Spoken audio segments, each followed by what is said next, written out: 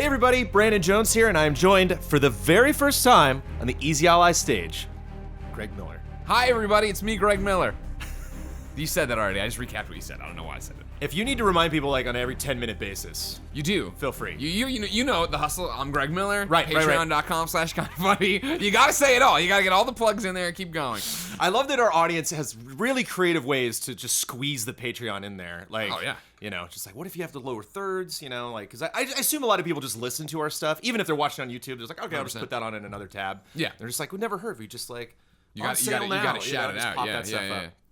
So, Greg, you being here, there's a lot of things that we could talk about. Lots of things. But I got to admit, one of the things that I really appreciated about you when I first went up to the Kind of Funny offices is the amount of Superman merch Yes. that I was surrounded with. Yeah. And I don't want to label you as a Superman fan because you clearly are passionate about comic books. And I think you absorb comic books much more than I do. Oh, yeah. I read a ton in the late 80s and 90s when I was a wee lad. Are you not reading anymore? Not so much. Okay. You're missing some good stuff, dude. And I know. And I do get recommendations from everybody. I think as I got older, I got much more into graphic novels. Just Sure. like when I knew there was course. like a one, like Court of Owls or Oh, something. yeah, like, yeah, okay, yeah, yeah. like I can dive into this. Well, that's what broke me for the longest time is that when I left my parents and went to college and had no money. Comics are expensive. And it used to be my dad's, from me growing up, that was my dad's bonding experience with me of taking me to the comic shop on Wednesday. So yeah, they just paid for everything. And when I went to college and I had to pay for the stuff myself, I was like, dang, comics are expensive. So I stopped. And then when I wanted to get back into it, when I moved to San Francisco, so 2007, 2008, it was cool.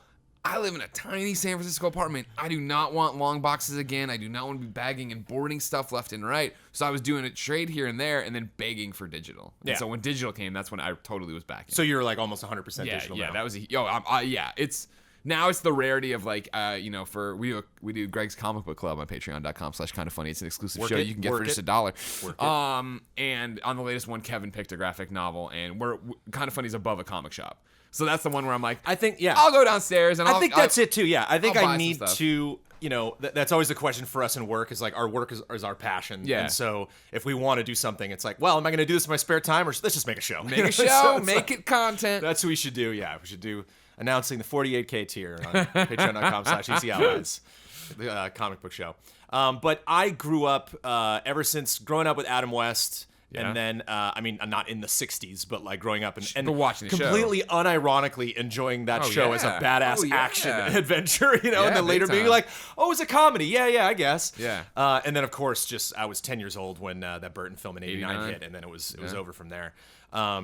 And just side note, one thing I was not expecting, we were just chatting earlier that I saw Justice League 2 days ago, finally. And Elfman did the music for that. Yeah. And he slipped in some Yep. little fun stuff every now and then. Yeah, the original Superman score, the Yeah, Donner yeah, pops and tons in of there. Batman. Lots of, exactly. Nick was losing his mind because he's such an 89 fan. It's funny how many notes you need to get to before you recognize it and then before you can move on to something else. Yeah. Yeah. But I've just been a big Batman fan, so I just kind of want to talk. This is probably not the best time to bring up specifically these characters and talk about how much we love DC. They're riding high right now. The cinematic universe is doing well. On all cylinders. Their competitors aren't doing anything impressive. It's fine. But I was just talking about specifically these characters, because I think it's really interesting. One thing to draw a direct comparison to Marvel, because I love.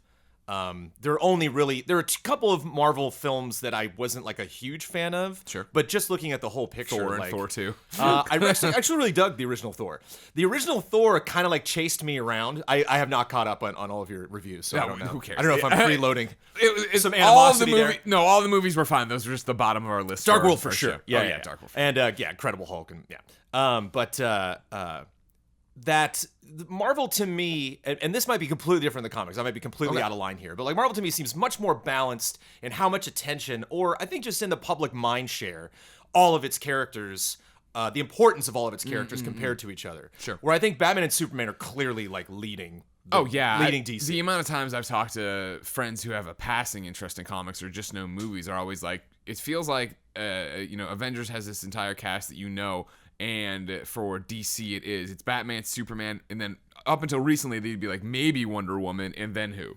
Like, Yeah. I'm like, well, Flash and Green Lantern. Like, I don't know any of those characters. And I'm like, really? But how do you not know? But even just recently, I went back and didn't read some original Wonder Woman comics, but did some research on like her origins. Oh, sure. And, like, those are not some great origins No, for Wonder no. Woman. Like, they Molded out of really clay. They're had like, to all right, figure that yeah, out. yeah. And even just Batman, like, it's fun to go back and look at those comics. Like, no Alfred, no Cave, no really sign of his job, no Gordon. On the flight down here, I'm reading Action Comics 80 Years of Superman, which is this great anthology with all these great personal letters and essays and stuff interspiced between it. And yeah, reading Action Comics #1, it's just the way it hops from point to point. It's like, man, comics were a weird beast back then. But getting back into history, I'm curious, what was your introduction to Superman? Like, what a young Greg Miller, what was as a child?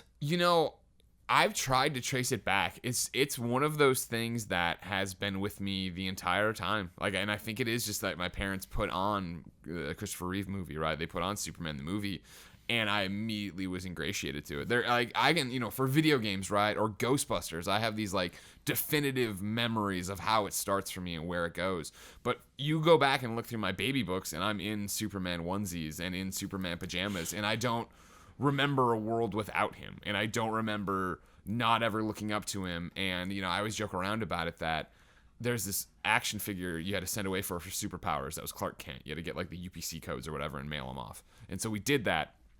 And it's Clark Kent in the blue suit, white shirt, that navy and red tie with stripes, the glasses, and the slicked over hair. And like, you look at that toy and you're like, I based my life on this entire action figure. Of like, I knew I wanted to wear glasses. I was gonna be a reporter. I slicked my hair over. You might say, Greg, you're fat. I'm saying Superman doesn't work out that much. You know what I mean? Superman doesn't have to. Right, he right, doesn't right. actively work out. It just works out for him. But the amount of strings that are being pulled behind the scenes, I think, for me, let alone my career path, my interests, my moral code is all like goes back to Superman. I think it's just being raised on him that long. And like, I think of like, I had the you remember the superpowers with their arms like this. Yeah. I remember, Mom let me take Superman into Tubby Time at one time. His Superman symbol washed off. I was destroyed. Mom tried to draw it on in red Sharpie. It did a great job. Yeah. It did not look that right. My parents always tell a story that I don't remember. Custom. Exactly. Parents tell a story I don't remember of. They had to search for months trying to find a Wonder Woman. They finally found the Wonder Woman for superpowers. My cousin Jody found it at Toys R Us in some weird place in Illinois.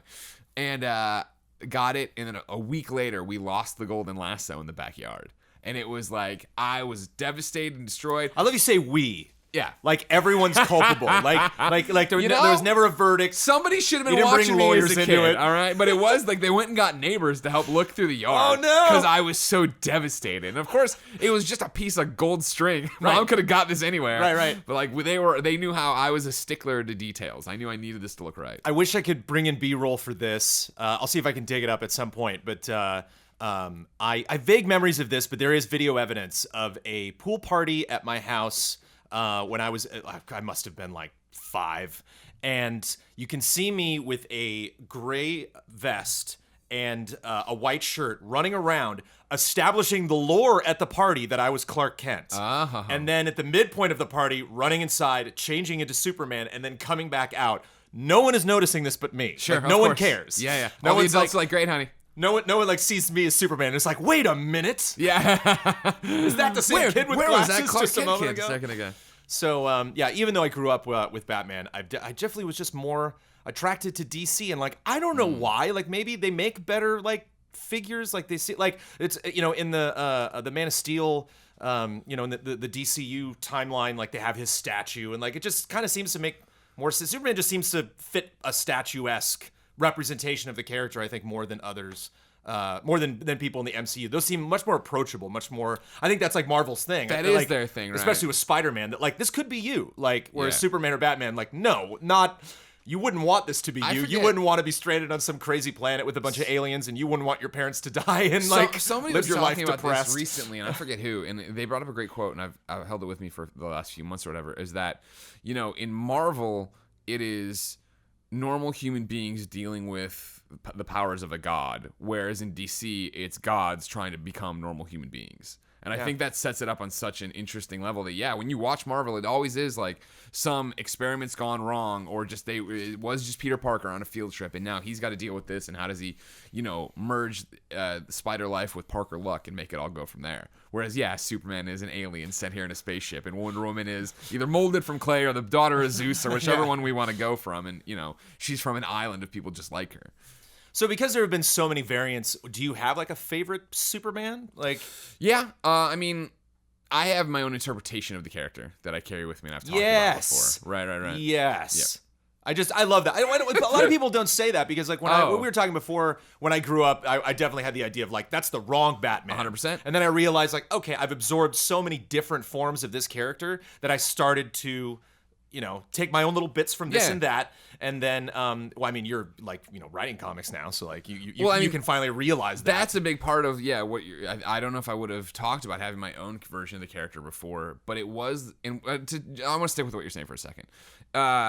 Growing up, DC fans, and I know it's hard for you youngins now, it was so bleak on all fronts. And I don't mean just for DC, I mean for comics in general, right? Where it was that I went to the comic shop and that was the one place I could talk to anyone else who knew anything about this or cared anything about this. Right. And I'd bring home those Wizard magazines and open it up, and guess what? They're trying to do a Nicolas Cage Superman. They're trying to do this. And I saw Superman and Justice League movie and hope after hope fail and fail and fail. And so then they finally got it right. But that was when I would have looked at something like, if you would have released Man of Steel at the time, I would have gone and seen it and been like, what is this movie? Why is it like, that's not a Superman, and this isn't it, yeah. And now, thankfully, with the cartoons, the animated movies, and the comics, and everything that's happening, I can go in and see something, whether it's on CW or on a silver screen, and be like, cool, not the way I would interpret the character, but I appreciate that is out there. For me, it's such an Elseworlds vibe now of, back in the day, there was Elseworlds where it was these one-shot comics that were just like, hey, here's the storyline. Or amazing things like Kingdom Come that were like, hey, maybe this isn't continuity, no one really knows. Yeah. And we'll for the next many years, for the rest of DC Comics, we're going to allude to it and bring parts in and bring out. But it was the idea that as comics got bigger, as I got older and everything grew with us, because we all the nerds that grew up just made everything into what they wanted it to be, I got down with there being interpretations that I wasn't 100% on board with or don't super agree with. My favorite interpretation of Superman so far to this day in terms of a live action movie or show is Smallville. And Smallville, I'm not even going to sit here and act like the majority of it isn't bad. The majority of Smallville episodes are bad. I was in the first 2 seasons. Of course. And I caught up every now and then. Dude, like when the promos, I was like, I think I need to watch this one. I'll jump back in. Season 2 is stellar. Like season 2, like don't get me wrong, it's 10 seasons, right? I think I literally when Lex had already left, so it's like season 7, I think. My brain tricked myself into not watching anymore. That was about the same time as the X-Files flip, where it's like, you stop. I was sitting at home one day, and I think it was a Thursday at the time, right? And I was like, it's Thursday at 7. What do I usually do now? I'm like, there's something I do now. What? And I was like, I don't know. And I played a game, and it was like 2 weeks later. I was like, my brain tricked me out of watching Smallville anymore. But season 2, I would actually think most of those episodes are amazing. That's where you get Heat. That's where you get Rosetta Stone. That's where Christopher Reeve pops in, and that's when they really lean into let's play with the Superman lore of it. Right? It isn't just Freak of the Week like it was on season 1. But I digress. Even when the episodes are witches and all this other stupid stuff, right? It gives you such a great interpretation of Superman and who my Superman is, what the core of my Superman is. And my Superman is Clark. Clark is Clark. I remember I just said I don't mind people having the wrong interpretation. When I was watching Kill Bill Volume 2, and Bill starts giving his Superman analogy, I was like, no, this is so wrong. He's not. Because you can't tell, like, is this Bill talking or is this Tarantino and talking? He's like, Clark is this guy, and Superman's this alien. And I'm like, no, this isn't it at all. And this is why I always say this, and it's a bold statement, I know. And I love the movie, don't get me wrong. The Christopher Reeve movies, but movie number 1, can we curse? Go for it, baby. Fuck Superman for multiple generations. Where it totally ruined the interpretation for so many people because they went and saw that and they were like, man, he can rewind time. Nothing can hurt him other than kryptonite. Yeah. This is a boring superhero. Why would anyone like this? And that because it was such a Silver Age version of him, right? It was before Crisis on Infinite Earths really dials back the power, makes him a more manageable hero. But it's still what most people run with, where they were just like, oh, he's not for me, he's too powerful, he's too boring. If you can just rewind time, da da da da. And he was super alien, which I'm never about, and that's why I like Smallville so much. Is that Smallville very much is this is Clark Kent, and I think Annette O'Toole, John Schneider do an amazing job as Mom and Pa Kent, and really like watching that. Like I have a great upbringing, everything's amazing. Don't get me wrong, but watching that in college, like just sitting there, I'm like, man, I would have loved to have been raised by these people. You know what I mean? Like the lessons and the values and the traditions and all this thing. You can see them giving him the lessons that he then takes and would become Superman with, and see him at times push and pull against that. When Jor-El does show up through a cave wall, and start talking to him, right? It is very much like, no, you're not my dad, and I'm not going to deal with this. And it's a great interpretation of Jor-El at the time, because Jor-El usually is. He's perfect. What are you talking about? He's a super smart scientist that was trying to save Krypton. And here he's very much like, Earth sucks, and you're Kryptonian, and you're here to rule them. And he's like, I'm not gonna rule. And like, there's this great push and pull in this dynamic, and seeing him feed off of the other human characters and play with that, and having heat vision attached to sexual desire and all these like weird things. Of like, wow, what an interesting way to tweak it. Shouldn't have gone on 10 years. You know what I mean? Nothing really should. It's Supernatural needs to wrap it up. Yeah, exactly. But God, is that still on? Yeah, it's like 13. Oh, well, when I saw the promo, I think they're on like 14 or 15 now. Wow. When I saw the promo for season 13 of Supernatural, I was like, I bet that's pretty hard to resist. The 13th season. Oh, all right. Yeah. But no, I mean, like that Superman works for me because it is Clark, and I like that Clark didn't have to hide. I don't like it when they play Clark as a bumbling buffoon. I don't like that he has to do it that way. You know what I mean? I always like Lois and Clark's Clark. I also dug, right, of like, here's a modern Clark Kent, and it sure. Our suspension of disbelief gets really cranked up of just glasses and hairstyle, but whatever. Well, I think the buffoonery comes from just the difficulty of him acclimating to human life. I'm trying to understand humans. So like I do like that. I do like him, saying the wrong thing sometimes. I actually had a fascinating moment. Yeah. You winced. We'll get back to that. Yeah. I had a fascinating moment at a restaurant up north of here that I went to with my wife. Yeah. And we went there the first time, had a really great time. We're like, we got to come back here later. And we went back like 8 months later, and we had a waiter that came up, and we were like, oh, I wonder if the guy that was our waiter before is here. And he came up, and he was like, hey, you guys look familiar. Were you here before? And we're like, yeah, we didn't meet you. And he's like, oh, sorry. And he took off his glasses.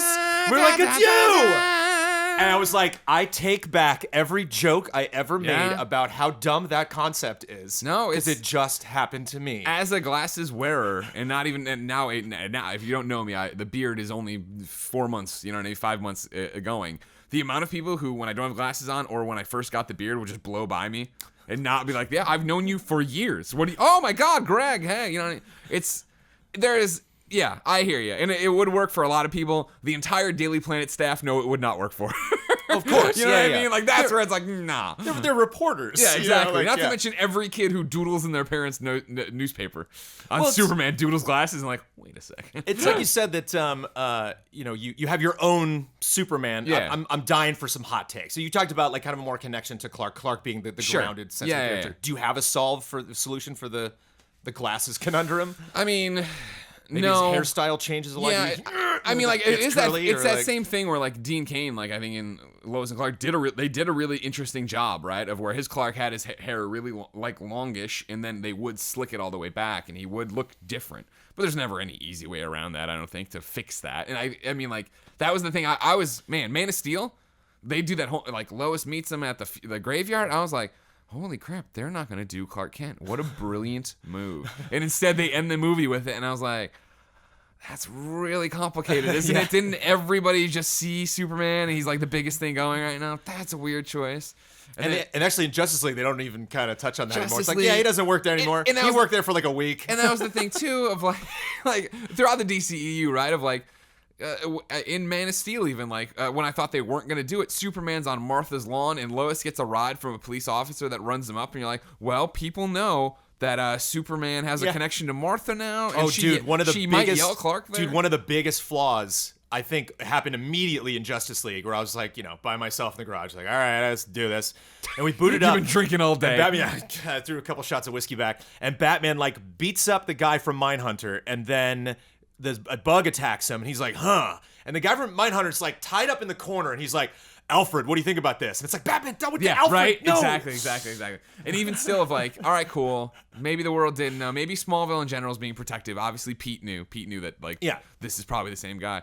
But then like at the end of Justice League, right, when Superman's back, he's dressed as Clark on the streets of Metropolis again. It's like, where are you going? Like, who know you? Clark, like, this isn't the comic books where it was like, wait, Clark and Superman are back at pretty much the same time, which they had an answer for, if you remember. Like, they had Supergirl was the Matrix at the time and could shift, so she shifted into becoming Clark and hid under rubble. And they were like, oh, people are still trapped, and we found another survivor. I was like, all right, that's cool. And they had a photo of Clark, Lois, and Superman. And you're like, that's pretty good proof right there. That's not fucked up. So do you have anything that, do you have any takes on your own personal Superman that a typical Superman fan would be like, no? Well, like, so I've pitched for the Game Over Greggy show over at Kinda Funny, we did a New Year's resolution episode. And I had, over Christmas break, finally gotten an idea for writing a Superman comic. And so I for the episode we did, I pitched my comic. And my comic's all about Superman failing. Because I don't think when people get bored with Superman and say he's boring and all these different things, it's usually because people aren't being inventive on who he has to fight. They're putting him just up against Freak of the Week. Let's put him up somebody else strong you can fight him with.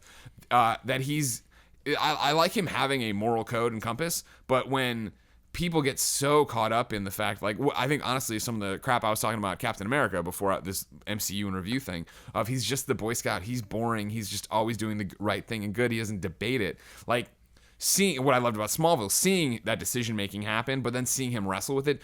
I don't feel like you see Superman wrestle enough with decisions he has to make.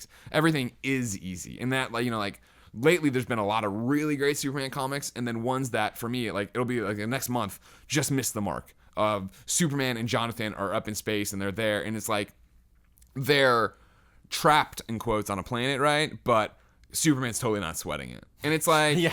I get that, and I, as a reader, I know you're going to get out of this, but I'd like to see you be at least a little bit upset about it. You know what I mean? And you miss that sometimes because they just want to make him Superman, and that's it. And I want him to be Clark, who is in the Superman outfit.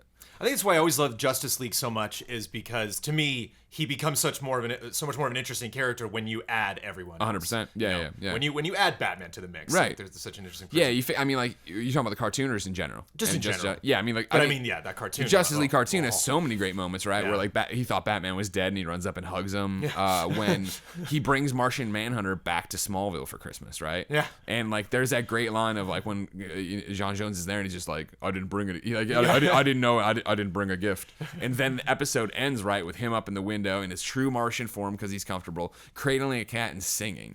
And it's Clark and Ma and Pa down there, and he's just like, and he said he didn't bring a gift. It's like, what an awesome character moment. Let alone bringing your friend home, your college freshman year. This kid's got nowhere to go for Thanksgiving, bringing him home, and he's a Martian. So good. This is terrible because I do not know the comic book that inspired it. I think you might have mentioned it. I don't know if it's Kingdom Come, but the where he is trapped in another world, and for the man who has everything. Where Mongol puts the flower on his chest that feeds into his brain that then gives him the vision.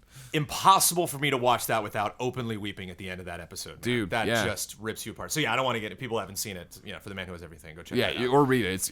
It's but a fail. Yeah. A great example of how to put him in a situation that he has to make an extremely difficult decision. And people don't do that, and that's the thing. Yeah, that's the thing. People don't deal with that enough with Superman, of making him be human. And that's my whole thing, is that for me, he is human. And like, my comic is, the idea that I've pitched is based around Clark telling Lois all these stories.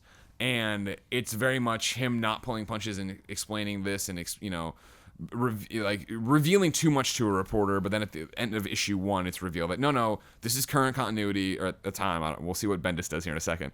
Current continuity of they're married and this is their life. You know what I mean? And I want it to be like, as issues go on, like him there in the trunks and the blue tights, but shirt off, icing himself. Because you never see that, right? But I think that would be a thing that really would happen. It's a very common Batman moment, actually. Taking off the suit, lots of bruises. Alfred's like, you should stop, Master. And that's my thing of him just sitting there having a cup of coffee while it's icing. And he doesn't have to ice it forever, right? But like, I think that's a great moment of like, no, remember, he is vulnerable. Things can happen. He does strain. Nobody shows him straining all that much. And that's what I want him to struggle as Clark, and I want him to struggle when he does Superman stuff. So not to pull the spotlight away, but I'll pitch you my Batman Please comic. do. So I love the one-offs. I love me something where, like we were saying, you can enjoy and not be like, you're messing with my lore, Sure. you know. And so this would definitely be a self-contained what-if Oh yeah, scenario. mine totally is as well. Yeah. So Thomas Wayne is a part of kind of like the Illuminati of Gotham. Sure.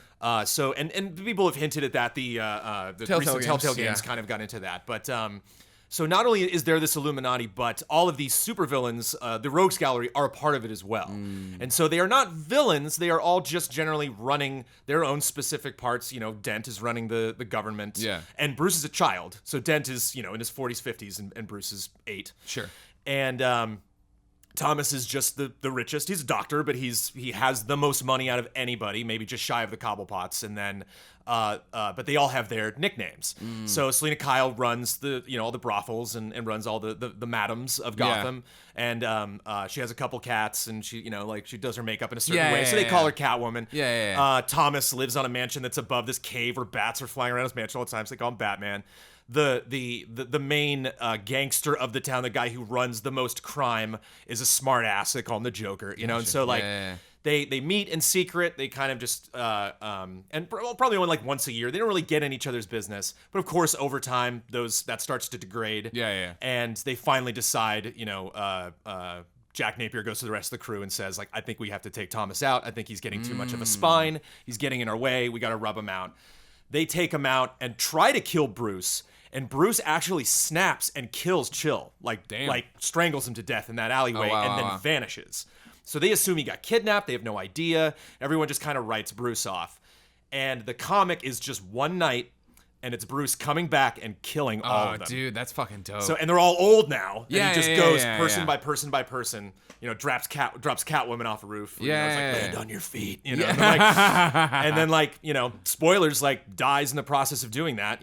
Dies in the process of trying to kill, and then you're following cops the whole time. One of them's got a mustache. They don't really label him. And at the end, takes the mask off, and he's like, I don't know who this is. And maybe we'll ID him later, Gordon. Wink. Credits. But that's awesome. I just love the one-off, and of course.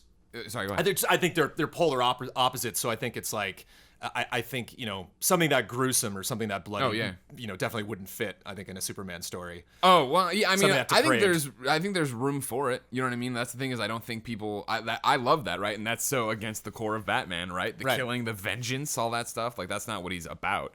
But I think that's awesome, and I'd love to see people. And we don't screw around. Like, did you ever read Incorruptible or Irredeemable? No.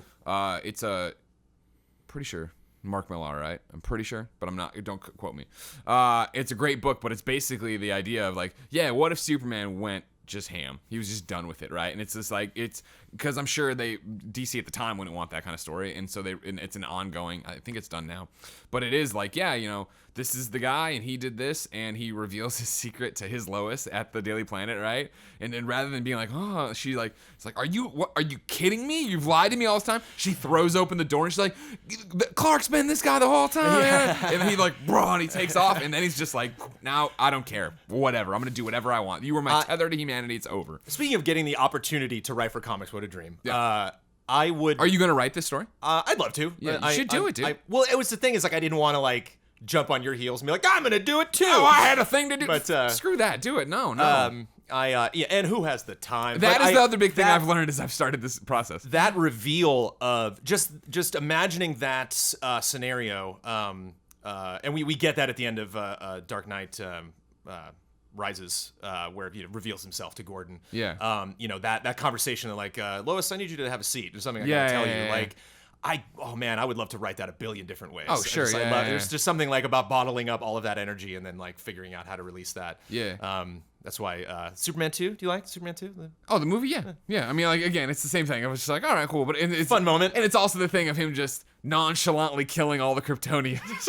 Right? This is a moment that in the comics defined him. The one time he used kryptonite to kill some people, right? And here he's just like, whoa, no, Lois, they're just pushing people off to icy death. So you're like, all right, whatever. It's a movie. I'm having fun.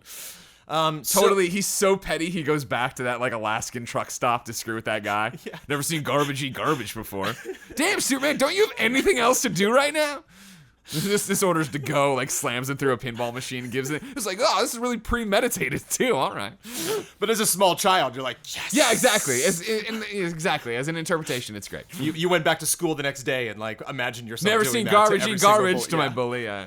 And then they did, pushed you under the concrete, you Destroyed skinned me. your knees again. Yeah, And you're yeah. like, all right, back to being a child. All right, enough about Superman. Okay. How do you feel about Batman? I love Batman. I think it was always the night and day difference to me, right? They're the same. They're two sides of the same coin. And growing up, Yeah, maybe not intentionally when they first started, which of course is interesting. not, because you think of superpower Batman, I'm getting the gray and blue cowl. You know what I mean? Gray Yeah. suit, blue cowl. It wasn't he is still saying chum and all this jazz. Yeah. It wasn't that thing. So I think probably as a kid it was the powers, right? That okay, he can fly, he can do this, that's that. But 89 Batman, I mean, puts him on the map, and along with obviously Dark Knight Rises, like establishes who Batman's going to be for the foreseeable future. Like they haven't deviated from that in terms of like this is who this guy is. But I got a Batman hit when you were talking about how you loved how Smallville, and this is great, I think just television in general, where you really get to like stretch things out. I would love it if one day we would go back and revisit the original team of mutants, and they would get a television show to get a chance, where it's not just like, oh, I'm Cyclops, I'm Jean Grey, all right, let's go blow something up. It's like, can we get this for 5 seasons, please? Yeah, we burned 30 minutes of this movie already. We got to start blowing stuff up. I think one of the things that really attracted me to Batman when I first started reading that stuff is the moment-to-moment decision making in all of his things. It wasn't just like, yeah, he reaches into his belt and conveniently finds everything that he's looking for, but like the idea that like, no, he brought that because he thought he might need it, you know, and like him hitting the sonar bats in year 1, and them all showing up and him like, like seeing punches coming and thinking, like analyzing people's fighting styles and stuff like that. Guessing who the villains were, like looking at clues and figuring that stuff out. Well, that's the thing is like, so many people are like, oh, Batman is this and he doesn't have any superpowers. And then like the tired answer is, well, superpowers is he's Batman. But it's the answer. It's just the fact that what I love about, and I don't know so much right now in current continuity with the way Tom King's doing. Are you reading Tom King's Batman run? Dude, he's about to marry Catwoman. You got to. Okay, all right, okay. So good. It is so good. But he's giving us such a different side of the character that I'm thoroughly enjoying. Before that, we had Scott Snyder doing this giant Batman run, and the stuff was great. Court of Owls you mentioned earlier, right? But I really felt it drove home how depressing and desperate the Batman situation is at all times. Where it is, like, especially Court of Owls, where he's just trapped, he's all grizzled, his cowl's all screwed up, he's like, I'm crazy! And you're like, yeah, that's how it is, but him pushing away the people that he loves, that love him so much, right? The fact that no matter what, whether it's Dick, Tim, the return of Jason, like, they're all always going to be at arm's length. And, like, there's a great joke in that in the King run right now, where he brings them all together, and he's like, all right, I have something to tell you all. And it's like a conversation that's happened so much over the years, and they all pop up with their own word bubbles of just like, let me guess, you've been lying to us forever about this, and this guy, and like they all go around the room filling in the same story we've heard, and Batman's just like, I'm married Catwoman. And they're all like, didn't see that coming. You know what I mean? Like that was great, and it was finally what I get to cobble together on my own and love so much about Superman is giving him those dimensions. I totally fall into the camp, of course, that Batman is Batman. Bruce is the mask, right? So, like, this is his never-ending quest and all this stuff. But as you go forward and longer with that, I feel like it becomes more and more one note of, like, how do you then integrate a love life or any enjoyment out of anything? Children. And for so long, again and again. The Snyder run for so long, I thought, didn't ever do that. It never got to it. It was even going further back than that, right? When they kill Batman after Final Crisis, right, and throw him back in time and all that jazz, you get to see Dick Grayson come in and be Batman with Damian Wayne as Robin. And that was such a breath of fresh air because Dick is still being Dick as he's being Batman, right? He is still being funny and making quips and having fun and learning and screwing up because he's allowed to. Whereas Batman, if he's going to screw something up, it has to be like on Olmec level where he then sacrifices everybody. I think one of my favorite Batman moments, obviously, the animated series is, one of my favorites. Probably my favorite cartoon of all time. I don't know if the best, but because there are some stuff that questionably holds up, over time. But I think it went into Justice League where I might have got my favorite animated Batman moment. And they did this a couple times where it was like going into the other dimension, discovering another Justice League or other versions of these Crime characters. Syndicate and all that, yeah. And they go into a dimension and Batman's the only one who's left. Everyone's dead. And Batman, like, immediately jumps on, because I hate it when you're trying to convince someone of something, or you see a character trying to do that and they just, no, it's too crazy, I won't do it. And you're like, please, they're your friend, just listen to them. Yeah, and all the exactly. Batman's like, you're from another dimension? Got it, let's go. Yeah. And they solve what they have to solve. I think they actually might be going in time because they're retconning this universe that Batman's currently in. And he opens up this portal for them. They're all stepping through it. And I believe it's Wonder Woman who, just before she steps through, turns back and looks at Batman and is like, wait a minute. If I step through this portal, I'm erasing you. And he's like, go for it. Yeah. You know, like, exactly. I don't care. Like, I live to sacrifice whatever it takes to get the job done. Yeah. And so it's interesting that people have loved this character so much when he really gives so little of himself from a personality perspective. Sure. Well, I mean, I think that's they love him because of the cool toys and gadgets and awesome rogues gallery and all these amazing things. What I love about Batman is, right, and I think we've seen it so many times, is that he's already sacrificed himself. To your point on that thing, right? Bruce Wayne's already dead. Bruce Wayne died in that alleyway, right? And Batman committed his life to doing this and being that guy. So it doesn't matter if his sacrifice will save 100 lives, 1 life, 1 universe. He's going to do it. He'll lay it down every time, which is noble and awesome and cool.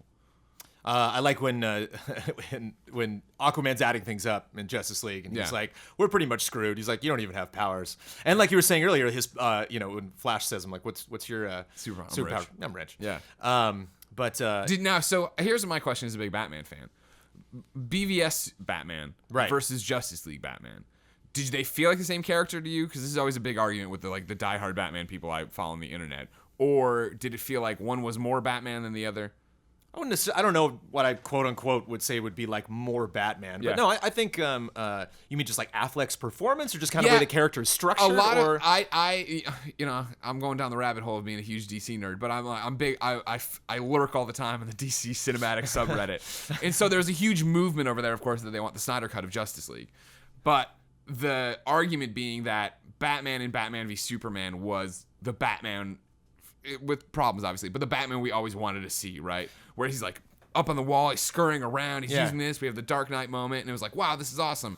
And then Batman in Justice League is a little bit more trying to be quippy, like, I'm rich, something's bleeding, when he's like laying on the ground trying to get up and stuff. And then people are like, who is this? What happened to this guy? And like, sure, there's the move that, Clark died, that inspired me, I need to bring him back kind of thing. But as not being a huge Batman fan, I was always like, I'm fine with all this, but I didn't know if it resonated one way or the other. Well, it does seem kind of, one thing that seems kind of a polar opposite from the Batman that I grew up with animated was he's the one of anyone, he's the most interested in creating a Justice League. He's the one actually going around shopping for all of these different heroes and trying to get them together. Yeah. Where it's like so typical, especially in the Unlimited era, of them being like, did you call Batman? It's like, what's the point? He'll show up if he wants to, but he just doesn't really care. Dude, I mean, Kevin Conroy Batman, granted, he's been able to do it forever. Yeah. But his animated Batman, and I include the Arkham games there, the best Batman. I have a stupid hot take. You ready for this? Yeah. This is very unpopular, and I totally accept that people don't like it. I actually thought it was a little weird that he was in the Arkham games. Oh, really? Because I was so attached to his animated. So seeing this other dude show up and be like, all right, I'm Conrad, I was like, gotcha. Seeing this one talk to a different Gordon, talk to a different Batgirl, having these conversations, it was like, do the whole thing or do something new. Gotcha. Well, see, it was weird because if you remember when they originally came around pitching Arkham Asylum, it was like, we got the voice actors from the show. Is this tied to the show? Not really, but it kind of is. It could be, but it isn't. But it, what I mean? And it was like, okay, cool. And you play through that game and you're like, well, sure, there's little continuity things doesn't line up, but I could see where it all mesh. And then when they went big with it and they're like, bringing in their Batgirl and doing all these and building a relationship, okay, this no longer is connected at all to anything this could have been. But that's me just being super nitpicky. I mean, that man. No, I hear you.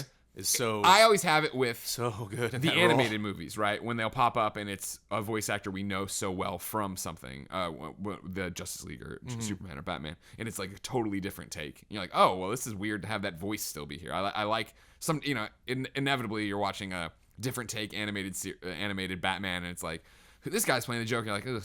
Sounds as good as Hamill or Troy Baker or whatever, but he's also a totally different Joker. I appreciate that. I think stepping into the role of Batman from a voice perspective, I think there's a lot of different things with the role. Joker, you're screwed. I mean, there's only so much you can do. Off the top of my head, I do not know the actor's name who did him in the Telltale series, but I thought, Anthony Gruber. He brought some interesting elements. First off, an awesome dude. Period. Just a friend of the show, and then I was floored by episode 5 of Telltale Batman season 2 at how different it was, because it is that thing of like having talked to him and had him on the shows and interviewed him about it, like, you know, at the end of season 1 when he's just John Doe. Then even when they start season 2, it was so much of he'd tell stories of like he's in there and they'd want to laugh and he'd start going like, "Oh, dial back." Like he's not Joker yet. He's not Joker. So by the end, when he gets to be completely unmuzzled and he's like, "Wow, you don't even sound like the same John Doe I knew earlier." That's awesome. And that moment was nuts. I mean, not to get into spoilers, you can kind of, you know, tell it's coming, but like you can change it in your own way. Yeah. For something that I was like, I mean, this is going to happen when it did happen. Yeah, It was yeah. still very shocking, Yeah, very surprising. yeah. And I thought done really well. But yeah, I mean, just kind of talking more about Batman, I feel guilty, Greg, because, you know, Batman's my favorite, not only comic book character, Batman's my favorite character, but the Batman story is my favorite story in fiction. Sure. And we're just talking about the Arkham games. I feel so blessed. Yeah. You know, to have these. I'm in the great debate. Do you like Asylum more or City? Or Night. I mean, if you want to throw Night or Origins out there, that's great. It just seems that always seems to be the question. You know, small and specific or big and large. I mean, I think they're all amazing games. I think I reviewed them all, and I think this is why I have to start backtracking to explain my reviews and what I'll do. But I rated City higher than Asylum because I think it was a better game. Mm-hmm. But in terms of the game, I enjoyed more. Asylum I liked more, where it was small, intimate. We knew what we were doing. I remember the pitch. It's like it's the worst night of Batman's life, and you're gonna do like, all right, and you never forget your first time. Man. Exactly. Just discovering every moment of that. I think the ending was a little bizarre, but well, now he's gonna get big and fight you. Yeah, really? All right. But have you? I mean, you have your own Superman comic. Like, do you got a Superman game rattling around? I do, and it is becoming my albatross. It's kind of funny because like I think in 2015 somebody asked this, and I was like, "Yep, I do," and I'm gonna make an awesome pitch. I've been in my head working on a pitch for a Superman game since IGN. And I was like, I'm going to make an awesome video and act things out and yada yada. And here we are 3 years later. I still haven't done it. But Jared Petty's putting a gun to my head. I think I'm going to try to get it done before PAX West this year. Oh, neat. Yeah, and get a polished video out for this pitch. But yeah, like, you know, I think it can be done. I know people. Of course. People are always like, it can't be done. He's too powerful. He's this, that, and the other. I'm like, I have so many. That's where I have answers, right? You're asking how I would do all these different things. And like, we've never played overpowered characters in a game right. before. Yeah, God of War, you know, case in yeah. point, where it's like, this is someone who seriously can take any challenge on. Yeah. And like, how do we put limitations on him? Obviously, like, my take is, the Superman Returns game, like, kind of scratched at it from like a real Metropolis far has distance. a health bar. Yeah, and I think you don't give Metropolis a health bar, but certainly give people other than Superman a health bar. So even just being stunned and incapacitated is death almost. You know, it's because that, you know, I've lost the objective. That was the other thing too that I thought would have been really interesting is when Telltale announced Batman, I was like, oh, that's cool, that's awesome, Batman's gonna be great. But like, they were also somebody, I think, this is not my pitch for the Superman game. They were also somebody I think that could have done a really interesting Superman game, especially if they were or might given. Hopefully, yeah. It's just, well, you know, with their scaling back and all stuff, I'm not sure what their focus is anymore. But like, that would be the one, especially to play in your own universe of like, cool, Superman's racing back to Metropolis after fighting whoever in the QuickTime event you just did. But it is now like episode 1. The choice is, do you save Perry or do you save Jimmy? Right. And like, you have to make a choice. Somebody will like. Those stakes would be fun to play with, and then start going from there of telling the story of like, all right, cool, you chose Jimmy. Perry White, the editor-in-chief, just died. Like, people are now do this a little bit better than the movies did, but like, people are now questioning why the fuck didn't Superman save that guy, and like, how do you choose one life over the other, Superman, and you deal with that. Not deal with that as the Superman face, right? Of like, well, I save who I can, blah, blah, but then deal with it as the Clark face of I just lost one of my friends and I couldn't do anything about it. How do I fight that, argue that? But even in an action game, I think that would be fascinating. Sure. In real time. Yeah. You know, if they were to say, hey, Lois is in trouble over here, but also like the biggest bank in Metropolis is being robbed right now. Yeah. You can only pick one, and then not just like, okay, I made that decision, I'll deal with those consequences later. While you're in the process of saving Lois, you hear that explosion, and you're like, okay, and then you just fly over there, and like, it's gone. Like, you can do no more missions in that area. You made that call. I'm surprised we haven't seen it yet. I thought when the DC Cinematic Universe was at least going, right, that somebody would be similar to what was happening with Batman when that was all happening with the Nolan stuff of like, all right, cool, they're in for a lot of great stuff here. Let's get going. And I've heard rumors of canceled Superman games, of Suicide Squad games, of all these things that were happening that just didn't make it, which is good. I don't want another crappy DC game. But it's just like I can't believe it's this hard to do. And what is Rocksteady doing? What are you doing, Rocksteady? Tell us. What do you have a favorite Superman game? Probably Lego, right? Oh yeah, Lego Batman 2 I think is the best Superman game, right? That's when they introduced the open world stuff for Batman. They gave you voice actors. Travis Willingham's Superman, and he is the hey, all right, hey buddy, like, you know what I mean? And he's on or that might be 3, but at one point he's on a date with Wonder Woman. It's like every time he takes off and flies, it plays the theme from Superman the movie. Are you kidding me? In Dimensions, like I love. It's always nice to put him on there because he's invulnerable and he can fly around. So like whenever whenever I would like pop on a new playset for Dimensions, it's like, all right, let's get Wonder Woman on there or Wicked Witch or somebody that can fly so I can just examine everything. And it's just like, John Williams is probably my favorite artists of any human being alive. But man, I could one more time with this theme. I don't know. I couldn't get enough. Wonder Woman was the one where I was like, all right, I don't know. And she's just like, Wonder Woman. I'm like, all right, this one doesn't mesh as well.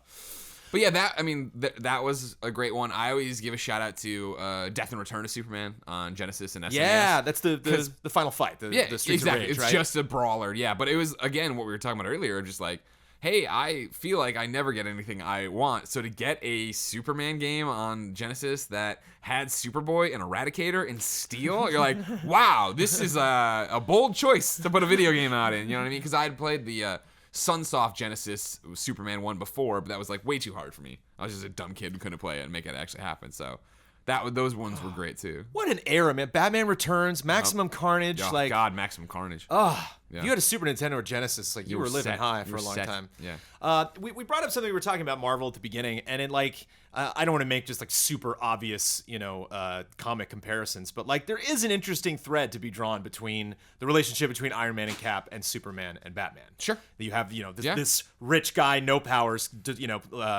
focuses on the tech versus the Boy Scout, who has a little bit more of a moral code. Yeah. And is just inherently strong. Right. The only thing that's important about you is came from a bottle. Yeah. And we were talking about how Batman and Superman have evolved. That obviously the some of the most important elements we know about these characters were not there originally when those characters were created. Did that just happen? Do you think that maybe like one learned from the other over time and they kind of came like, I say this looking at the MCU, but like, are Iron Man and Cap really kind of like the tent poles of the Marvel universe? Well, I don't think they were, right? That was the big thing. When Marvel goes bankrupt and starts selling off their stuff, they sell off the popular properties. That's why X-Men goes to Fox. That's why Sony gets Spider-Man. That's why Fantastic Four, went away in terms of movie rights. And that's why when it was like, all right, we're doing this and we're starting it, we're going to make it about the Avengers. And it's going to be, we're all like, who the hell are I? You know what I mean? Like, as a comic book fan, and granted, I've been a DC fanboy my entire life, and I'm trying to be better about it. But I remember, like, cool, what I know about Iron Man from Wizard Magazine is that he's an alcoholic. Right. That's all I know about this guy. Like, in like Captain America, I was very much what I assume a lot of people are about Superman, of just like, he's a boring, out-of-place Boy Scout. Because every time I would see him pop up in Spider-Man books, and even in, like, Spidey recently, the Spidey series that's already done, Cap pops up, and it's like, even reading that now, I'm like, well, this is not the interpretation I now like and love from MCU, right? This is a very square jaw, what are you doing, son? Yeah. All right. And it's just like, who the hell would care about this guy? What is this guy doing that's interesting? And that's why it was weird back in the day to have the Marvel DC crossover in the 90s, I remember, when we all voted in the comic shops. But like, when Captain America fought Batman, it was the first time I had ever seen Captain America doubt himself, right? Where he's like squatting in the sewers and he had a brick and he's like, how do I even find somebody who can just disappear into the shadows? And it was like such a human moment that even then I was like, oh, okay, that's cool, but why are you wearing these bell-bottom boots in this weird scaly thing? And it's just like, whatever. I think they've learned from each other as they've gone and done all these different things. And I think that it's the same reason I talk about, Superman and how I can love him and like him. It's because I've read and seen and consumed so much that I can say that, like Smallville, right? I'm like, oh man, majority of it's garbage. Like most of the Superman comics I've read probably are trash, right? But it's like the ones that are awesome and nail it, establish him and take him to a different level for me. But I can't sit there and expect everyone to have done that and seen all this stuff. Everybody jumps in, has an experience that doesn't click and bounces. And it's the same thing I would imagine with Cap and then Iron Man. But I think what the best thing about the MCU has been, it's brought these digestible chunks to the masses, where it doesn't need to be, oh, have you read Kingdom Come? Oh, have you read the new run from Tom King? You don't need to read War Jokes and Riddles, really, but this, you know what I mean? Like, we don't have to do that. Have you seen it? Great, you know what it is. You know, like, I remember when Iron Man ended, and the first time I saw it in theaters, and it went from he's an alcoholic is all I know to this movie ends, and I remember being legitimately shocked when he's like, I am Iron Man. Yeah. And I was like, is this canon? Yeah. Does everyone know? And it was like, I had such a grin on my face. I was like, wow, that was awesome. Like, that was a really cool movie. It's still one of the best endings to any comic totally. book And they all movie jump ever. up Like, with their questions. Just going straight to credits for that. But yeah, I mean, you know, we're talking about kind of this amazing run that Marvel has had. Yeah. That, in my opinion, has so few faults, and like when they do, they're easily overlooked or happen so long ago that we can just like forget that we bought that DVD. But so say everybody gets fired. You get a phone call tomorrow morning, and they're like, Greg, I'm sorry, we fired Snyder. Like, everybody's gone. Oh, he's already gone. We need you, we need you to come in. Sure, and we need you to. You can't change anything, but we need you to fix this moving forward. What's the next? You know, you got to keep the same Lex. I like Eisenberg's Lex. I think it was. Go on. I think he was misused for sure. Oh yeah. I don't. I'm putting shit in your mouth is weird. Yeah. Like, okay. I think. What they did, I think, was off. But like, I don't. I love the actor and see, that's what I a young cocky Lex, like, right. Sure, let's play with that. Great. Zuckerberg, that's Lex. Yeah. Okay, that's awesome. Yeah. We have so many great pieces on the board right now. Yeah. And you know, I always steal this from Anthony Carboni, who him and I usually every Wednesday I'll text about the comics we're reading. And he's a huge Superman fan as well. And so stick with me. When they did New 52 for DC and they rebooted everything and they gave us this different Superman, no parents, not married to Lois, very alien. And I was like, I fucking hate this guy. I hate this. But they go through New 52, right? And then we're coming up on Rebirth. And right before Rebirth, they bring back my Superman, pre New 52, married to Lois. They have a son named Jonathan. They find a way to bring him back into the universe that is the New 52. They have a little short series to introduce themselves. And then, this is the thing, I don't know if you saw, where Superman got extremely depowered and he was running around in a t-shirt and short hair. And he couldn't fly anymore, but he could leap. And it's like, okay. And he wasn't invulnerable, but if he put his cape around, it was super weird and not well done. But that is leading up to him getting his powers back and then dying. And he's going to die again, and this is going to do stuff. And obviously it was going to bring back our Superman and put it in there. And then it was the fact that, okay, how does the world now understand that they just saw Superman die, but there's this other Superman who isn't quite their Superman that is theirs. And again, we just, through the power of the multiverse and a few tricks and turns, get it to where, nope, he's always been Superman. That other guy never happened. Everything you remember of Death and Return from the old universe is in this universe, blah, blah, blah.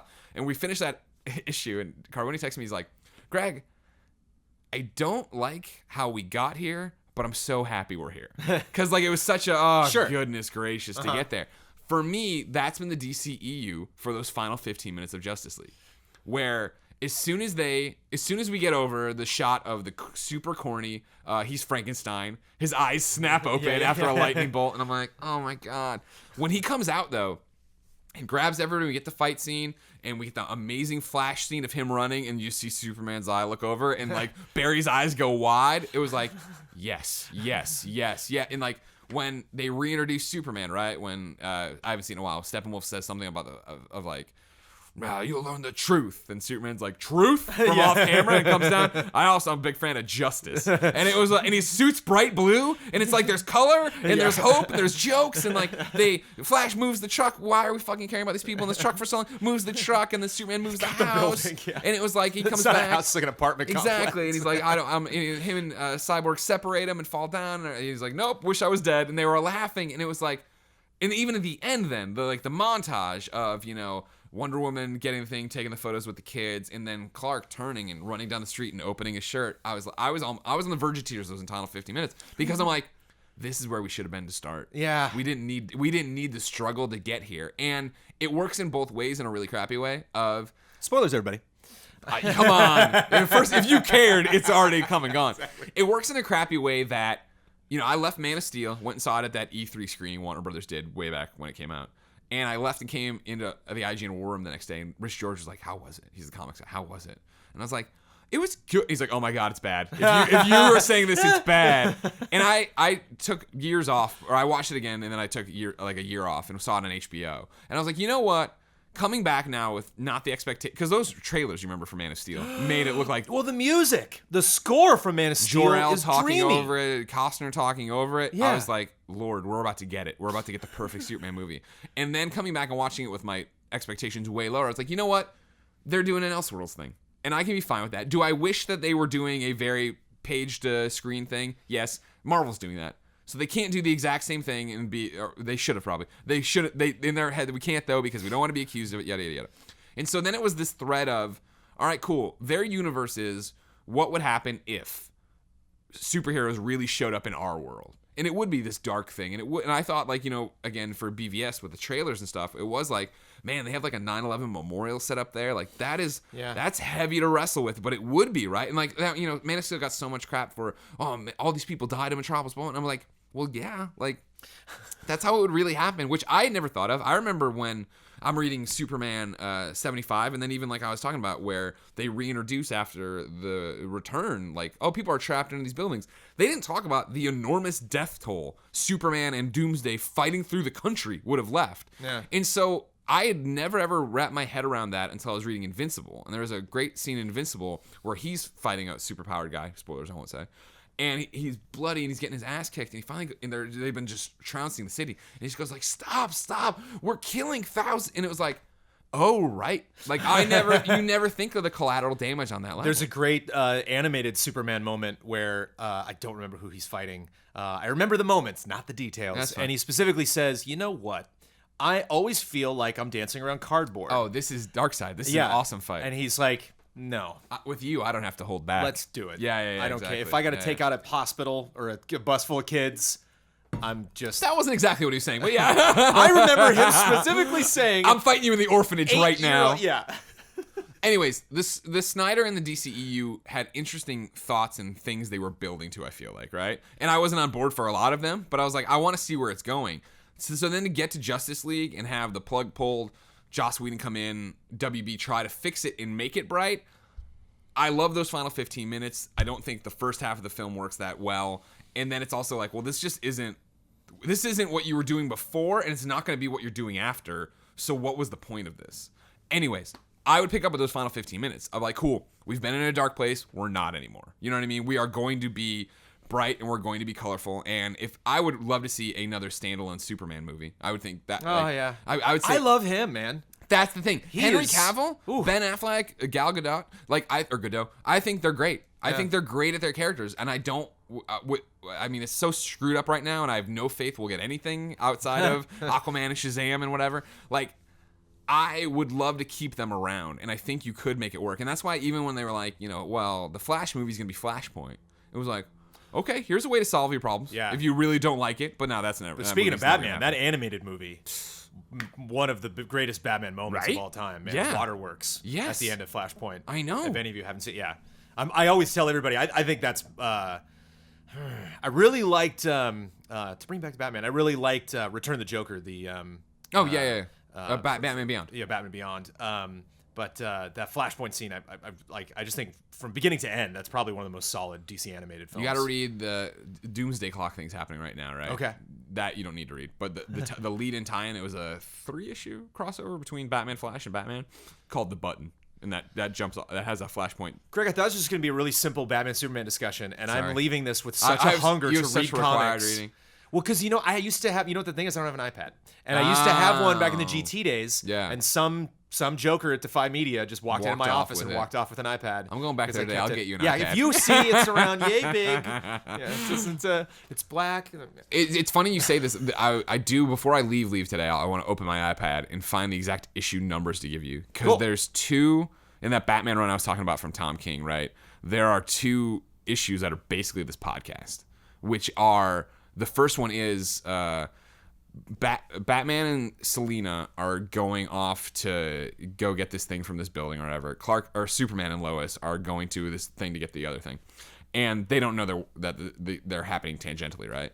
And so on both sides of the conversation, it's this couple in love talking about the other man on the other side. So it's like Batman's engaged, right? So like this has been spreading. And Lois is like, you should call him to Clark as they're going off. And he's like, no, he got engaged. He should call me.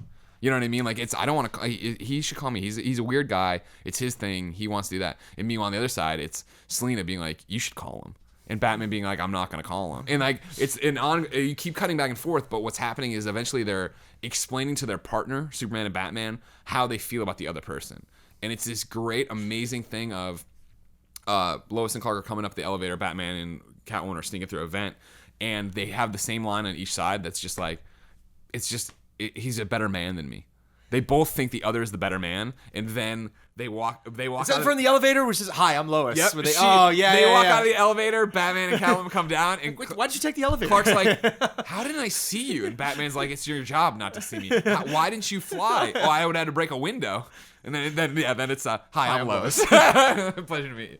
And so that happens. They wrap up that thing, and then they're like, man, we got free time. Do you want to go on a date? And then the next issue is them on a double date. Oh, and it's just them. Damn it! It's Clark and Selena, or I'm sorry, it's Lois and Selena like being girls and talking. It's Bruce and Superman. It's great. It's so great, and it's all not cheesy. It's all character building of like who these people are, and really, for me, dialing in who these people really are. So to somewhat steer this conversation back to some sort of a conclusion, I mean, you touched on something that we haven't talked about specifically, which is the two of them, Batman and Superman together, and that relationship. Yeah. Do you think we're just kind of spinning our wheels there? Or do you think that there's more that can be explored? What has been kind of, other than the examples that you've given, are there any other moments that you liked that you thought was a good? Is it just super cheesy to be like, they just really see? I can't imagine Superman hating Batman. I can imagine Batman hating Superman that much, but why? Why does it? Why does that just happen? I think most times they end up friends, like in the best of friends, right? Because who can understand that more than somebody else? And so that was one of the things I know in the New 52 that, Batman, it took a long time, and that him and Clark were never super close. And so like now that they retconned that out again, we're back to where they are, of who they are. And like for me, like, moments that stand out for me, when Clark and Lois were getting married way back in the day in the 90s again, and they put out that another giant wedding anthology. There was a moment, right, where Clark and her went and looked at an apartment, and they loved it, and it was perfect. It had the skylights that Superman could come in and out of, shit like that.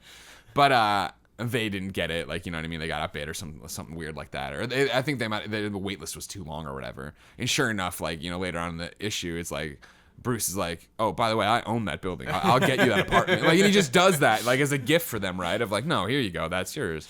And so, there's that stuff to it. There's, I always think of them as friends, you know what I mean? And compatriots and understanding. I think, they're able to open up to each other in such an interesting way and share it. And so it's always that trouble, though, for Batman, you can't let too much light in, I feel like. You know what I mean? Of that would change the character, but in the same thing, Superman, you can't let that much darkness out in.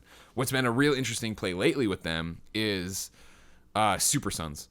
So Damian Wayne, Batman's son, and now Robin, and then Jonathan Kent, Superboy, they're teaming up all the time. So leading up to that series, and then even in that series, you get a lot of great stuff of them both being dads and having to be dads around each other. And that's the new stuff. You're talking about new unexplored territory, having to see them be fathers to their own children, to the son who's visiting. There's another one where Damian and Jonathan are eating in Clark and Lois's kitchen or whatever, and something happens, and Clark's like, I gotta go, all right, you boys finish up here and do the dishes. And Damian's like, I don't do the dishes. And Superman's like, in this house you do, son. And it's just out the door. And it's that's a fun little nod of how that family dynamic works. Well, it took me forever, finally got caught up, and I'm very much anticipating season 3, I believe, of Young Justice. Oh, yes. And Batman and Superman at the beginning of that is so gratifying. And I think doesn't really pull attention away from those central characters, from the kids. Well, Superman's journey in that whole thing with Superboy is so great, right? But Batman pulling Superman aside and being like, we need to talk. You need to deal with this. Yeah. And that's such an interesting perspective for Batman to say,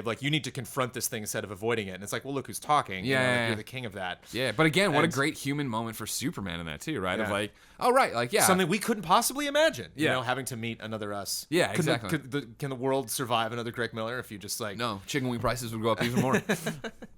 No, I think they're meant to be together, and I think they're meant to be friends. I think Trinity's been doing a really good job lately too, which is, we tossed Wonder Woman in there too, but that early run of that and everything they were doing was very much them wrestling with their own past, but including the other two, and then and it is a lot of Clark, Diana, and Bruce moments where they're in normal clothes. They're not necessarily out there fighting all these different things. One final question that'll probably get us on like a 20-minute tangent. Who would win? It's a cheesy question, but I mean, let's talk powers, baby. Let's talk ability. I fall into the camp, and I'm sure there was an old Wizard magazine that did a whole thing of like, here's how Batman would beat the entire Justice League. And it was a step-by-step breakdown of how he would beat everybody. And it was very much that I think that so helped cement that Batman could beat anybody. To the point that I fall in the camp. If he's prepared. But he's always prepared. Right, we right, never right. get the fun yeah. Elseworld where it is like Batman v Superman, and it's like Batman like, did he, what, boo, you know what I mean? Just Batman like in Superman a Speedo, landing like, on what? Yeah, exactly.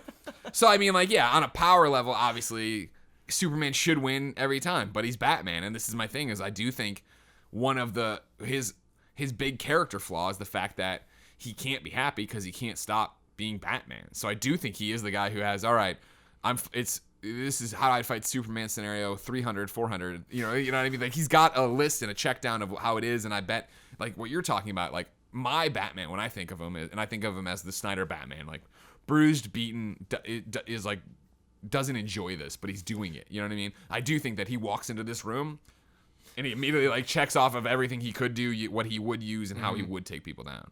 Horrible character names. There's a animated series episode where character shows up that is absorbing all of the powers of the Justice League. Oh yeah. And they're just pleading Superman, do not show up because it's gonna be the worst. Yeah. And then he like gets the S right before commercial break. You're like, Yeah. no. And then goes after Batman. You're like, we've lost it all. And Batman just pulls out kryptonite and takes him out. Yeah. And Superman's like, you just have that on you? And he's like, of course. Yeah, man, of course all it the is. time. Yeah. In a little lead pocket right Yeah, there. Like, you never know. And that's what he would do, and he would have to do, right? And then of course, I think if you wanted to break it down in reality, yeah. But I mean, it's even that of just like, even the Superman we have now, I don't feel, and I mean, like in current continuity, he has the kid. He's not nearly the fighter Batman is. You know what I mean? Like that's the thing of I feel like you depower him, you do whatever, but he doesn't have that killer instinct. He doesn't know how to do. Batman knows how to take anything down. So I love having this conversation with you because I do talk to a lot of people. You said that like there's no Superman game that you can make. This is a boring character. Is why I don't catch up on Superman because he seems invulnerable. What are the stakes? And it's interesting that we're talking about how they're advancing these characters by having them have children, having them make decisions like getting married. Yeah. Are these characters forever? I mean, is this something? Are we going to be in our 80s just like, oh, that new Superman? Like, or is it is DC? I imagine you're going to be able to go out and get a Superman comic at any time. Hopefully. But is there going to be a time where they're really going to take a step back and just kind of welcome a new generation? Because there is a part of me that does love that, especially because part of Batman is about like moving on and loss and understanding that things change and you just kind of have to adapt. That's what's so amazing about Batman is his ability to adapt and to fight back to any given situation. Can Batman die? Can he step away? Is that these characters at their best in this era? Almost 100 years after these characters were created. I think they're always going to be around in some way, shape, or form. I worry about the future of comics. You know what I mean? And how because that's comic shops are hard to do right now. And it's digital's a great avenue. But my friends, when I describe a comic book to them, are like, "That's awesome. I'm not paying $3 for 22 pages."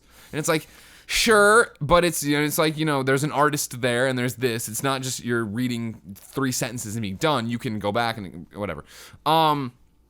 I think that they'll be around. I think that there are Greek mythology, right, in a way. I think that's where they stand out, and obviously so many actual characters played right into that or use that for their backstories.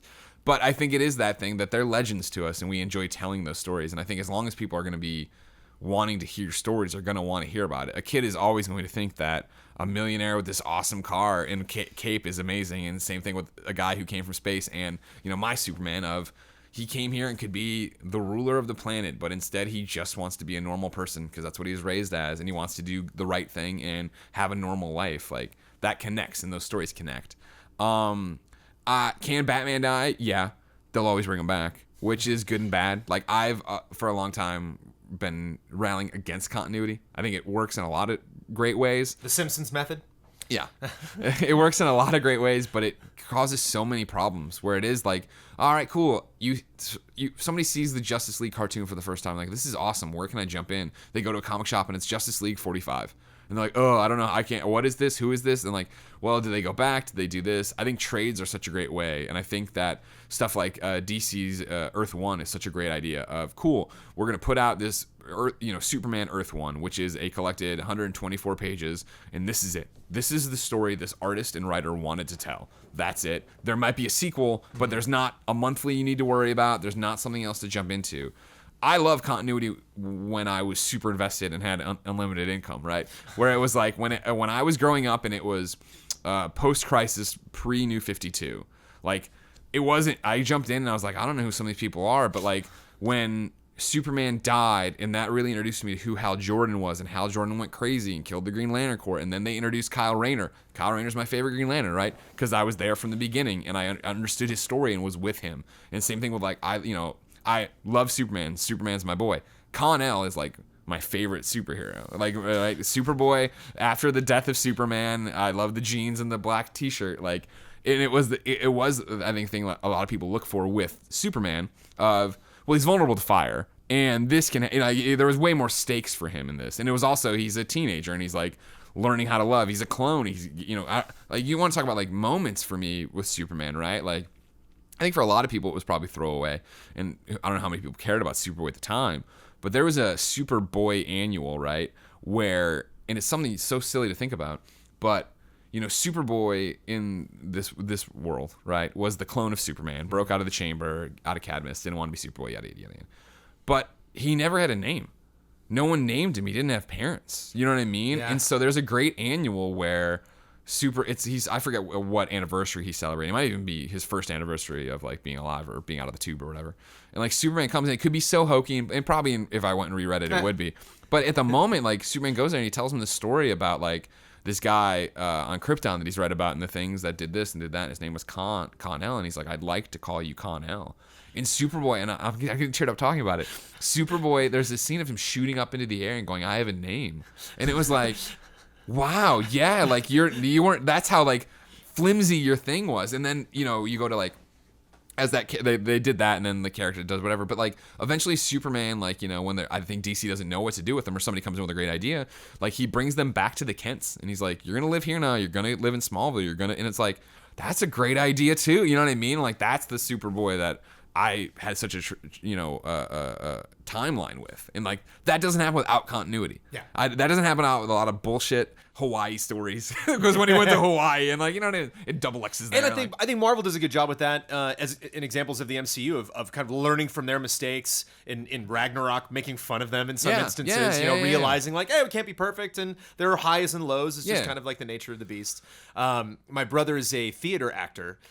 Does a lot of Shakespeare. And I remember when the Nolan verse was starting up in Batman, I was like, here we go, oh boy. And he was like, oh man, it just feels like we just did this. Yeah. And it's like, we're going back, we're like doing Batman again. And I was like, how dare you, sir? How many times have you seen Midsummer Night's Dream, Othello, Romeo and Juliet? Exactly. It's like, you change the cast, you change the director, you change the venue, the costumes, the setting, and everything. And like, it's a whole new opportunity to tell these stories again. And see, that's the thing. I don't fault him for that thought though, because I think, I do. It was hard for at the time, again, even for us, of people who wanted this stuff, to wrap your head around. You're gonna get a different interpretation, and I think like you can see where that didn't work with DC, where people were like, wow, we didn't want this interpretation. You're telling us there's how many movies in this universe? But I really like, it sucks that I believe in the DC film people about as far as I can throw this table. And so like when they were like, you know what? Oh, everything's wrong. We're going to do these like standalone movies that don't tie into anything. I was like, ooh, now there's an interesting idea. Your animated stuff kills it. I just watched Batman Ninja last night. Yeah. And I went in on like, I have no expectation for this. And Jen and I were both like, this is really good. You're enjoying this, right? Gaslight is great. Yeah, exactly. And like, Under the Red Hood, like the list goes on.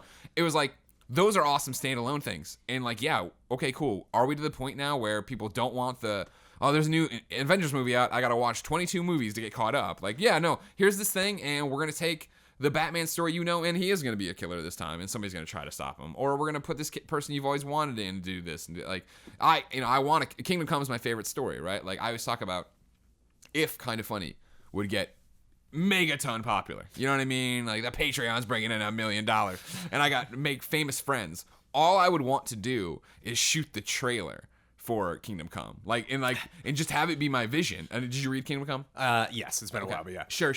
There's that great scene, right, where when Superman comes back to the Batcave to talk to Bruce, and Bruce finally turns around, and he's like, I'm not, and Clark says, I'm not like you, I don't have that dark side. And Bruce turns around and he's like, tell that to your tailor, because he's got the black.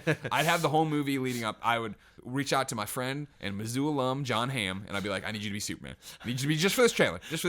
All right, it's like, 2 days of work or whatever. That's actually a very good question. Yeah, who kind of be your... So I would have the whole thing, and this lacks a little bit of oomph now because of the MCU. I've been pitching this trailer so long. But it would be that, you've seen John Hamm doing all the cool stuff, and he's fighting all the people, and yada, yada, yada.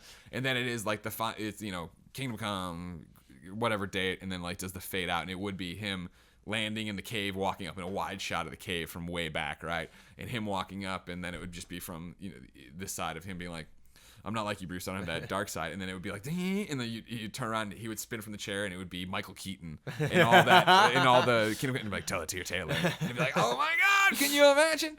It's funny, actually. I have not watched Supergirl at all, but the guy who's playing Superman was in Road to Perdition. Oh, when he was a little boy with Tom Hanks. Yeah. And I remember seeing Road to Perdition, and I was like, oh my God, this kid would be a dynamite Bruce Wayne. Because he's just got the fierce eyebrows, and he's a really serious expression, and I was like, wow, that'd be really funny. And then I saw that casting, and I was like, Superman, I guess. It was even weirder for me. I saw him in that Linkletter baseball movie. You ever see this thing or saw it? It was like... whatever. It was not the way back, but it's something like that, where it was like it was like a period piece of these kids in the early 80s, maybe late 70s, who were a college baseball team. Okay. And it was like their first, they all got together, and it was their like first weekend before school starts. Doesn't matter. But I'm watching that movie, and that guy's... Oh, yeah. Okay. I forget what it is, right? Yeah, this weird pseudo-sequel to... Dazed and Confused. Yeah. I wanted to be Dazed and Confused. It had like three good moments. And that was the thing where I didn't even bother, and then I watched it on TV, and I was like, oh. But when I'm watching it on Amazon, the Superman's in it, and he's got a mustache. And I was watching, I was like, dude, this guy must be so pissed they cast Henry Cavill, because he would be a great Superman. And then like a month later, I told Nick that the next day, and like a month or two later, it was like, hey, they got a Supergirl Superman. I was like...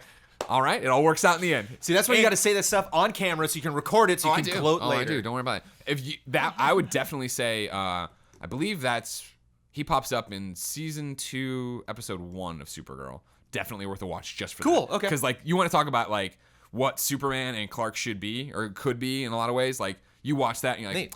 You guys get it. You know what I mean? Okay. He saves the dad and son and takes a selfie with them, and then like takes. I was like, this is awesome. This is and really I do cool. as many misses as there are in the Justice League film, that opening with the iPhone and Superman with the little kids. Yeah. I think it's great. I can't, but the face, the mustache face. It's so bad. I forgot for a while. It wasn't until he came back that I remembered. I think they got the close up. I think it was like, which actually that was a great moment where he's like, "Do you bleed?" Yeah. Where it's like all coming back to him. And then I was like, "Oh wait, now I can't." Mustache face. Now I cannot see. And you know what? Like, you gotta wonder if you didn't know. A lot of people like, said that. Is there something weird? I've heard rumors too that they think that there was like, did they fix this even after that? Like, did they do stuff to it before it came out on Blu? Because like in the theaters, like when the kids are like, "Hey, Superman," I was like, "Oh no, is this the whole movie like this?" And I should have said this when we first got here, but we have a strict no facial hair rule here at ECL, so we are going to be CGing. That's why Kind of Funny is all facial hair. Yeah. Everybody. I didn't know I had missed some episodes with Tim, and now Tim's just. You should just get some axes, go out in the forest, and just knock the whole forest down. It's the San Francisco look, you know. Just do it. We're trying to convince Joey Noel to go across the Golden Gate and just bring some take down Muirwoods, like the beginning of God of War, and just tie him to the back of the truck and drive him back. Thanks so much, Craig. This is really great. I know. Dude, thank you. I know you talk about comic books a lot. I know you've probably said umpteen things about Superman over in your tenure there. But dude, that's the thing is we've struggled for a while on trying to figure out what to do with the passion for comics, because we do a morning show every day on Twitch and then on YouTube, and so we try to do Wednesdays is like, oh, we're gonna talk about comics there, and it worked for a while until schedules got unruly, and then also it was like, we liked it, and part of the audience liked it, but not like this is not the show. And so then we started the Patreon exclusive one that's going well and doing nice. Yeah. We got some boys on the team that love anime. Yeah, we had an anime podcast for a while, and they're like, do One Piece, and it's like, yeah, I'll just watch all of One Piece over the weekend, and I'll be all caught up. It'd be great. So, yeah. it's a good problem to have, Greg. Yeah, to of have course, way of too course. much good entertainment out there that we want to absorb. Yeah, and no, then we're pass on those passions incredibly blessed right now. to our viewers. So yeah, do the thing. Let people know where they can, specifically in a comic book sense. If they want more from you, where can they get it? You can go to patreon.com/kindafunny, where each and every month for just $1 we put up the Kinda Funny comic cast, which we call Greg's Comic Book Club. It's me and one guest going through everything we've read that we loved this month, and then we also pick a required reading that you can then go and read for next month and go. And of course, the $1 isn't just for that. It gets you early access to a whole bunch of different shows. Games gives you party mode. Over here, it gives you can watch the shows get recorded live. It's not you guys know how Patreon works. You guys know how Patreon works. So it's always that kid who's like, You'd be surprised. $1 for a comic show seems kind of steep. I'm like, well, it's a month of content. You're getting something just about every day. But okay, Right. yeah, sure, a comic show.